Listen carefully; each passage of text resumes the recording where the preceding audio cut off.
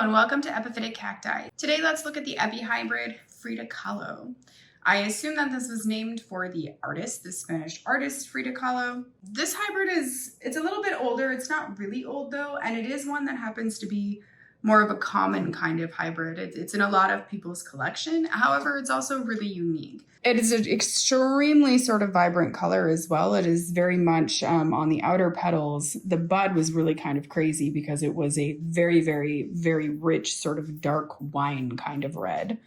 This could actually be that it is blooming very dark for me because of it being the bud forming and it blooming and everything in the basement with the grow lights. So it's always had kind of a stronger kind of light. The light down there, it's a little bit different. And sometimes I just notice that the blooms bloom a little bit dark because of the lighting and the really even temperature. I believe I've had this plant for about 3 years.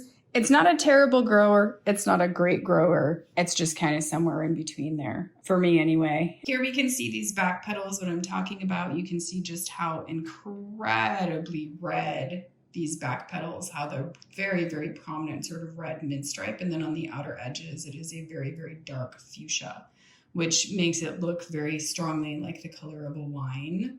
So these back petals are very dark. It's almost a rose color. It's very, very close to just kind of your classic sort of red rose color. The way this plant bloomed here is a little bit funny. It's actually very unruly.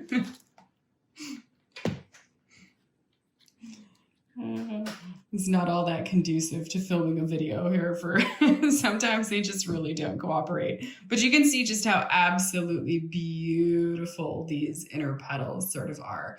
Now again, they still kind of have this coloring that's very reminiscent of a rose. You can see even the shape of the petals is a little bit more reminiscent of rose petals. And then you can see the beautiful kind of ruffled edges on all of these petals.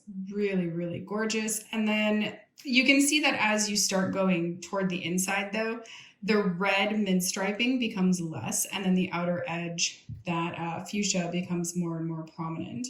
And then at the very, very inner petals, you can see that they do actually get more ruffled, but the outer edges of these petals get just a little bit lighter.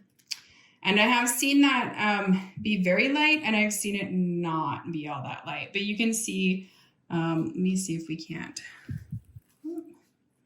catch some light here so we can really sort of see, I guess, those kind of inner petals. That kind of beautiful kind of ruffled shape. So you can see just how absolutely gorgeous and interesting this flower really is. And I'm going to guess because usually when a hybrid is a very common hybrid, it's usually because it grows very well. I think that this one, for most people, must be a fairly reliable bloomer and it must be a fairly reliable grower. But you can see just how, isn't that shape just fantastic? And it's such a unique shape across Epiphyllum. Like it's not very often that you see Epiphyllum flowers that have this kind of interesting, unique shape. I do know that some people don't really care for the flowers when they don't fully open. And I don't believe that this hybrid's flower is ever really fully open. I believe that this just really is kind of the shape. So it's a little bit more of like, you can see on the form here, when the petals, these back petals kind of lay flat like this, that would actually be the saucer. And then when the upper petals kind of stay up like this and they form like a cup, that would be a cup. So a lot of times you hear that form called the cup and saucer form. I would actually say that that's very reminiscent of that form. It's not exact, obviously, because it's a little bit irregular, meaning that it's not really perfectly symmetric or perfectly flat or perfectly cupped because of the irregular kind of ruffling of these petals. And because it has those very wide petals, like I said, even you can see how the petals kind of do this here, where it comes out and then it comes into a point like this, which is very reminiscent again of just a rose. She's really fantastic. So she's one that I really, really like.